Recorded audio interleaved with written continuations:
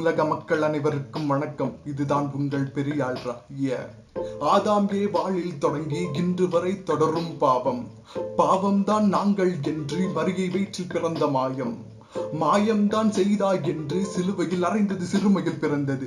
சிரமவிழ்த்திடும் கோபம் எனினும் நீ தந்தது வெறும் மன்னிப்பு.